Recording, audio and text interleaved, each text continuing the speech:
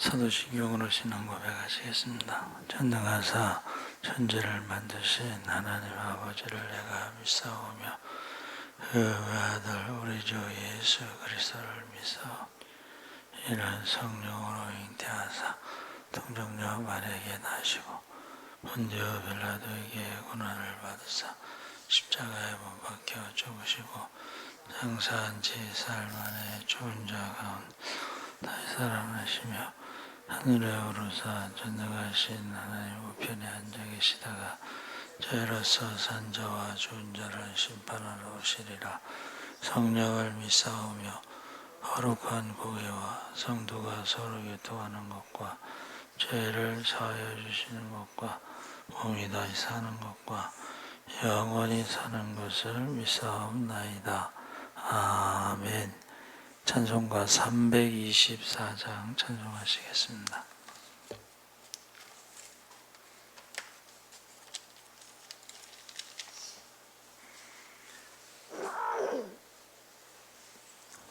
찬송가 324장 찬송하시겠습니다. 예수 나를 오라 하네. 예수 나를 오라 하네. 어디든지 주를 따라 주와 같이 하려네. 주의 인도하심 따라 주의 인도하심 따라 어디든지 주를 따라 주와 같이 하려네. 겟세마네 동산까지 주와 함께 가려 하네. 피땀 흘린 동산까지 주와 함께 가려네. 주의 인도하심 따라 주의 인도하심 따라 어디든 주를 따라 주와 같이 하려네. 심판하실 자리까지 주와 함께 가려 하네. 심판하실 자리까지 주와 함께 가려네. 주의 인도하심 따라 주의 인도하심 따라 어디든지 주를 따라 주와 같이 하려네. 주가 크신 은혜 내려 나를 항상 돌보시고 크신 영광 보여주며 나와 함께 하시네. 주의 인도하심 따라 주의 하심 따라 어디든지 주를 따라 주와 같이 하려네. 아멘. 하나님 말씀은 마태복음 16장 21절에서 28절까지 교독하겠습니다. 신약성경 27쪽에 있습니다.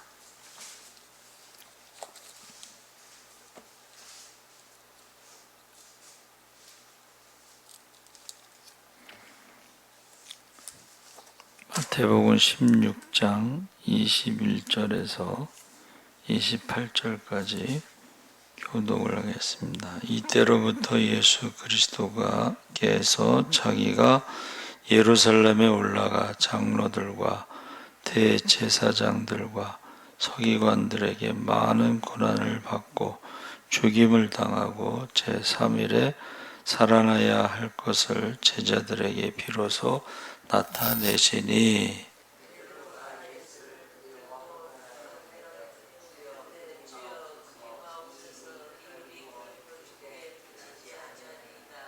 예수께서 돌이키시며 베드로에게 이르시되 사탄아 내 뒤로 물러가라. 너는 나를 넘어지게 하는 자로다. 내가 하나님의 일을 생각하지 아니하고 도리어 사람의 일을 생각하는도다 하시고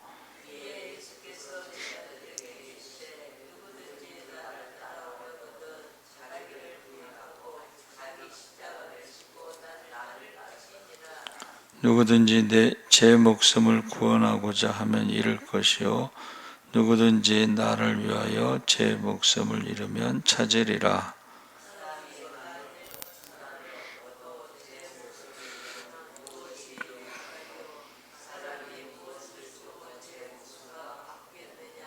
인자가 아버지의 영광으로 그 천사들과 함께 오리니 그때 각 사람이 행한 대로 갚으리라.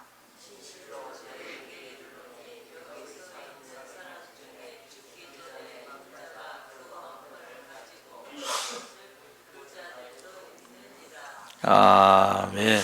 할렐루야. 네, 좋은 아침입니다. 잘 오셨습니다. 오늘 말씀의 제목이 세 가지 모습.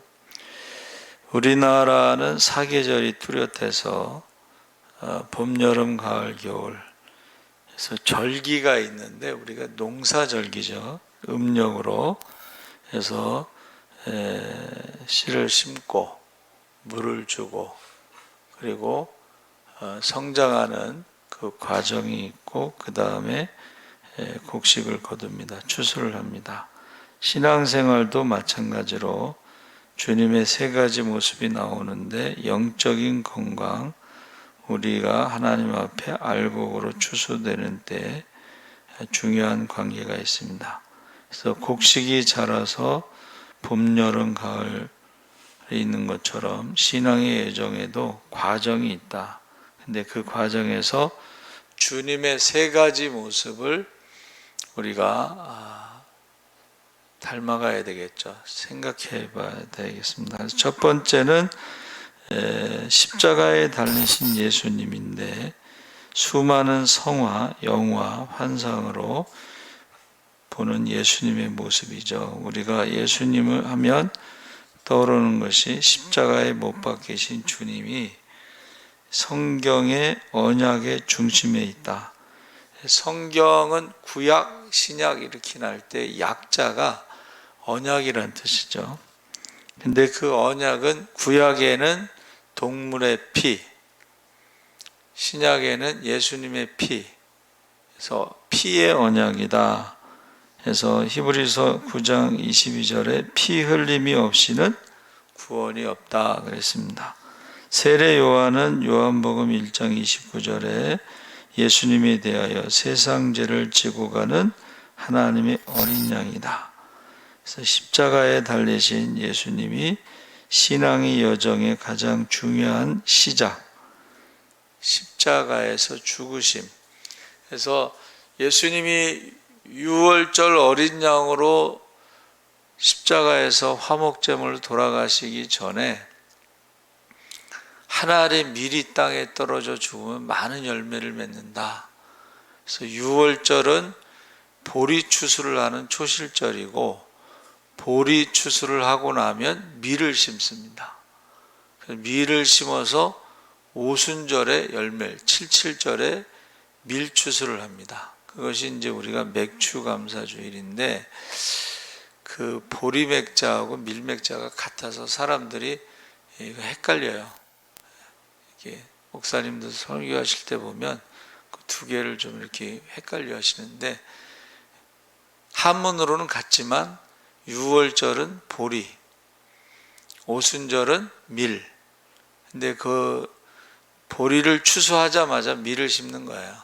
그러니까 예수님이 한 알의 밀이 돼서 죽으심으로 오순절에 성령이 임해서 열매를 거두는 것입니다. 그래서 첫 번째 우리의 모습은 십자가에 달리신 예수님의 모습,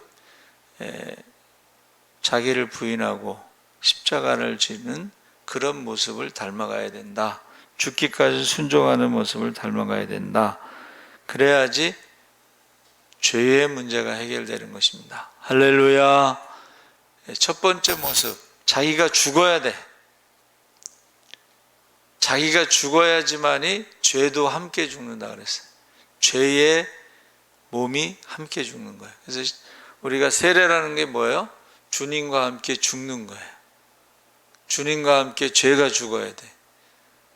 그래서 첫 번째 모습은 하나의 밀이 땅에 떨어져 죽는 것입니다. 두 번째 모습은 예수님이 말씀하신 대로 사흘 만에 다시 살아나신다. 부활하시고 승천하신 예수님의 모습인데, 예수님이 이제 하늘의 대제사장으로 언약의 중보자,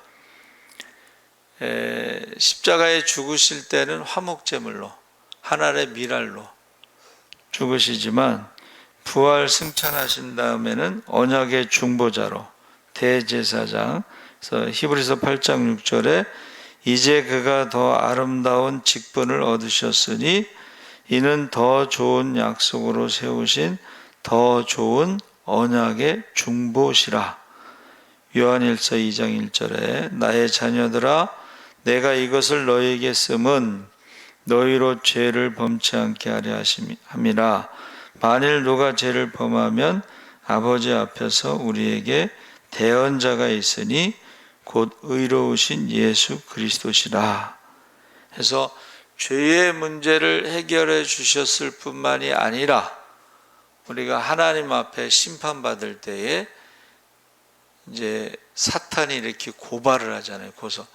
야, 네가 무슨 장로야? 네가 무슨 권사야? 네가 무슨 목사야? 이렇게 고발을 한단 말이에요. 그때 주님께서 대언자, 중보자, 변호사가 돼서 그 죄값을 제가 다 십자가에서 치렀습니다. 할렐루야. 그러니까 다 이루었다라고 하는 것은 죄값을 치르셨다는 거예요.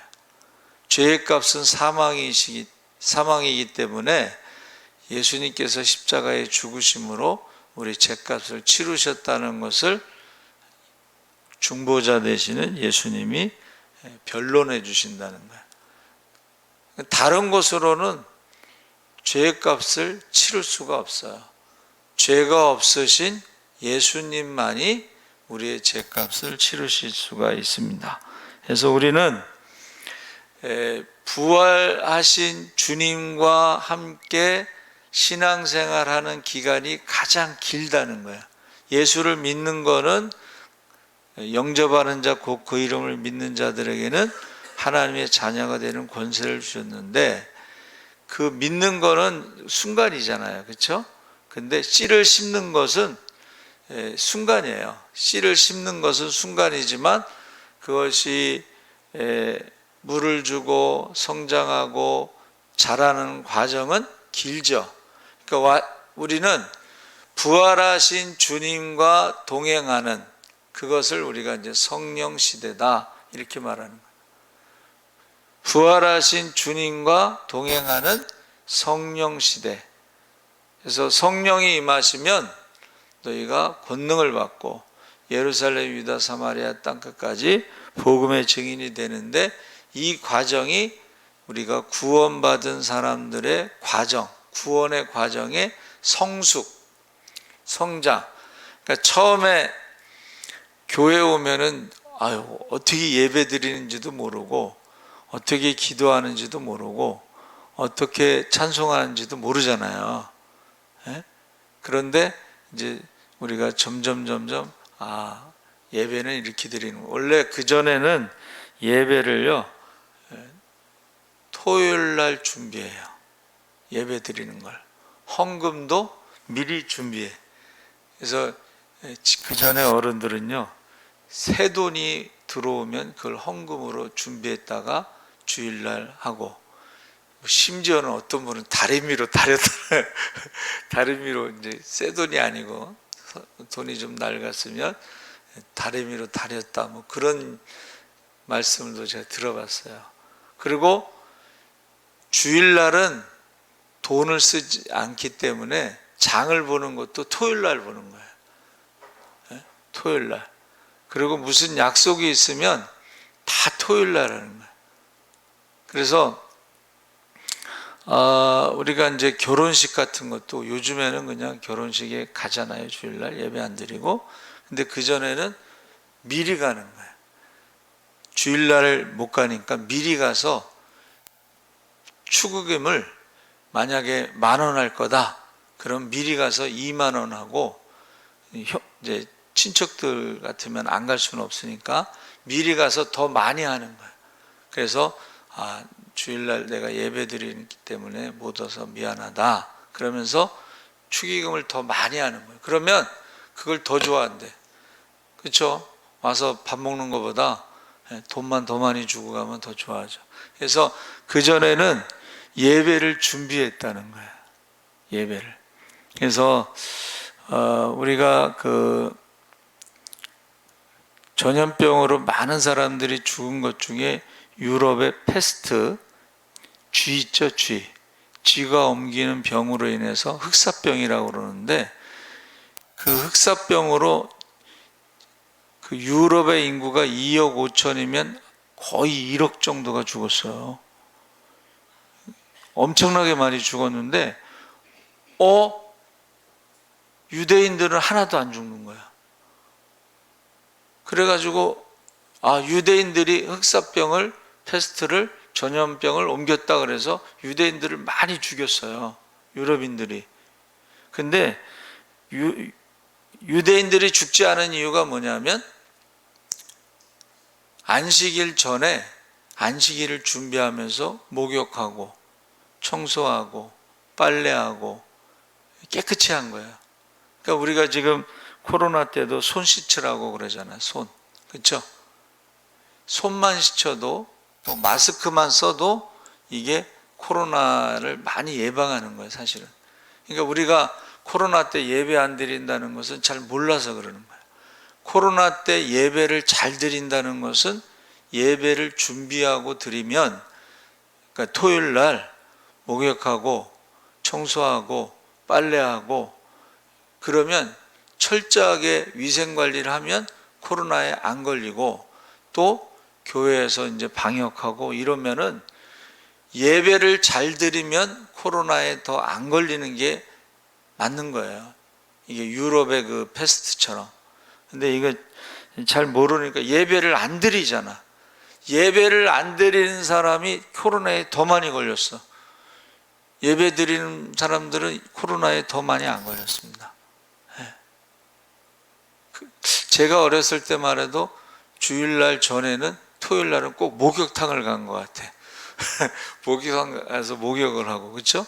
그래서 여러분, 이 부활하신 주님과 동행하는 그 신앙의 기간이 가장 긴데, 그것이 바로 성령을 받고 성령의 권능으로 하나님의 자녀로 살아가는 거야. 할렐루야. 그래서 춘천에 있는 어느 교회는요, 부활의 주님을 강조하더라고. 우리 십자가에 죽은 주님만 강조하는 게 아니고 십자가에 죽은 주님 때문에 우리가 죄의 문제가 해결됐습니다. 용서받았습니다. 근데 거기서 용서받은 데서 끝난 게 아니라 부활하신 주님을 믿으면 우리가 영생을 얻습니다. 할렐루야. 그래서 광야에서 모세가 만든 놋뱀을 쳐다보면 산 것처럼 십자가를 보고 부활하신 주님을 만나서 하나님 나라에 대해서 듣죠. 그것을 믿으면 우리는 영생을 얻는 것입니다.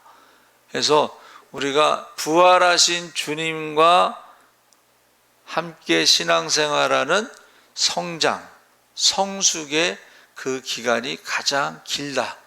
그 성장과 성숙의 기간을 잘 보내야지 세 번째 주님의 모습이 나오죠. 세 번째 주님의 모습이 뭐예요? 영광의 주님으로 재림하시는 거예요. 할렐루야. 그래서 십자가 우리가 이제 이렇게 해놨잖아요. 근데 하얀색은 부활의 주님, 부활주일 때, 그렇죠?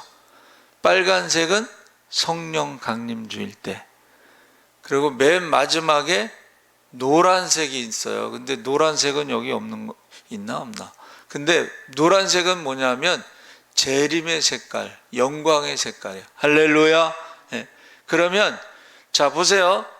부활하신 주님을 만나고 하나님 나라에 대해서 듣고 그것을 믿으면 그 하나님 나라가 어떻게 이루어져요?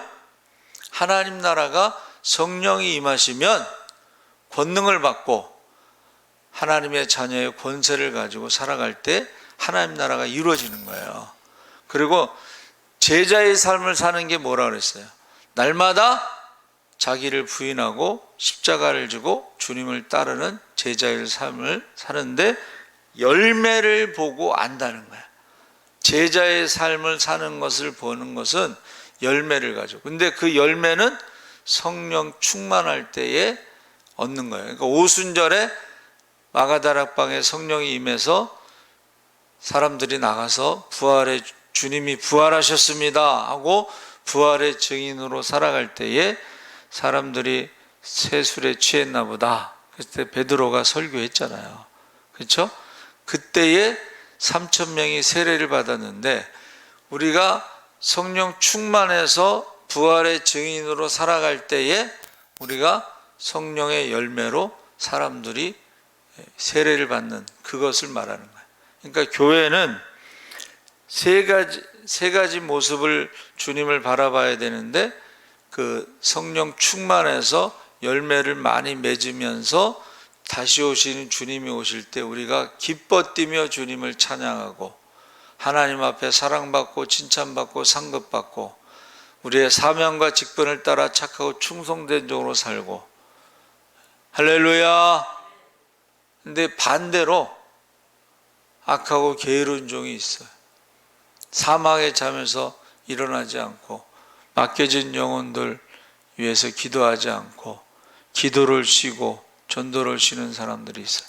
성령 충만하지 않은 사람들은 기도를 하기가 힘들어요. 그래서 제가 늘 말하는 게 뭐예요? 구약의 모세를 통해서 율법을 주셨는데 이 백성들이 율법을 달달달달 외우는 거예요. 구약 성경을 여러분 구약 성경이 이 책으로 주어진 게 아니고 하나님 말씀을 듣고서 암송해서 아들에게 전해준 거예요. 그러니까 다 아는 거야 지식으로는. 그런데 입술로는 나를 공경하나 마음은 내게서 멀도다. 하나님도 섬기고 우상도 섬기고 두 마음을 품은 자들, 두 주인을 섬기는 자들. 그래서 안 되겠다 해서 하나님께서 내가 새 마음을 주겠다, 새 영을 주겠다, 내가 성령을 만민에게 부어주겠다. 그래서 그 성령이 임하시면 하나님의 말씀을 돌판에 새기는 것이 아니라 마음판에 새기겠다.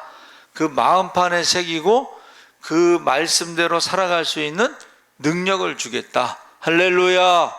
그러니까 우리가 성령 받지 않으면 마음판에 말씀이 새겨지지 않고 그 말씀대로 살아갈 수 없는 거예요.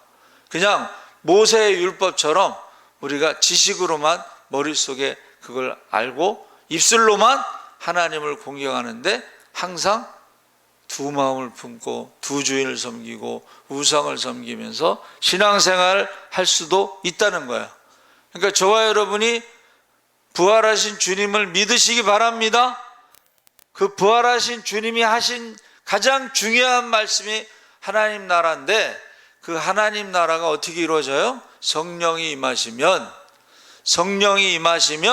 권능을 받고 예루살렘, 유다, 사마리아 땅끝까지 복음을 전하면서 예수 믿는 사람들이 점점 늘어나는 것이 하나님 나라가 확장되는 거예요. 그래서 성령 받지 않으면 우리가 열매를 맺을 수가 없어. 성장할 수가 없어. 성숙할 수가 없어. 그래서 신앙생활을 오래 하다 보면 목사도 되고 장로도 되고 권사도 되는데 성령 받지 않은 사람들은요, 열매가 없는 거예요. 어느 목사님이 자기가 목사가 될 때까지 한 번도 전도해 본 적이 없대. 그럼 그건 문제가 있는 거예요. 어느 장로님은 이슬비 전도학교에 오셨는데 자기가 장로로 은퇴할 때까지 전도를 해본 적이 없대. 그래서 은퇴하고 나서 전도하려고 이슬비 전도학교에 오셨어요. 제가 거기 가서 이슬비 전도학교 갔는데 그 얘기 하시더라고. 근데 이슬비 전도학교가 뭐냐? 이슬비 전도학교는 좋은 글, 신앙의 글들, 너와 내 자녀를 위해서 울라, 그거를 어느 초등학교 선생님이 쓴 글이 있어요. 그런 거를 이제 전도 대상자, 전도하고 싶은 사람한테 가서 좋은 글이 있는데 한번 받아보겠냐고 그래서 그렇게 하겠다고 그러면 그 사람 이름하고 주소하고 갖고 와서 12번의 편지를 보내요. 그러니까 그 장로님이 한 번도 전도하지 못해서 그게 이제 마음에 걸려서 오셨는데, 그거는 할 수 있잖아. 엽서 보내는 건 할 수 있잖아. 글은 이미 다 사람들이 써놨으니까. 근데 그 이슬비 전도가 뭐냐면 남녀노소 직업에 따라서 다 달라요. 그러니까 저 사람이 30대 주부다 그러면 30대 주부에 맞는 엽서를 사. 그래서 12번을 보내. 매주 하나씩. 그리고 어떻게 해요? 전화로 물어봐. 아, 이번 주 엽서 받으셨습니까? 아, 내용이 너무 좋죠? 하면서 그 사람의 마음이 열렸는가를 12번에 걸쳐서 확인하다가 결정적인 순간에 마음의 문이 열리면, 여리고성이 문이 열리면 초청을 하는 거야. 아니면 신방을 가든가. 그래서 열매를 거두게 되는 것입니다. 그러니까 저와 여러분이 지금 예수님의 세 가지 모습 중에 십자가에서 우리를 위해서 죄의 값을 치르셨다는 걸 믿으셔야 돼. 두 번째는 부활하시고 우리에게 성령을 선물로 주셨다. 믿는 자에게는, 영접하는 자에게는 하나님의 자녀의 권세를 주셨는데 바로 성령을 선물로 주셨다. 우리는 지금 성령과 함께 신앙생활하면서 믿음이 성장하고 성숙하고 열매를 거둔다. 심은 대로 거둔다 하겠습니까? 그리고 주님 다시 올 때 영광의 주님 앞에 가면 열매를 가지고 영광을 돌리고 우리가 주님의 제자인 것을 증명할 수 있다는 거예요. 세 가지 모습을 우리가 꼭 기억하시면서 신앙생활 하시기 바랍니다. 아멘.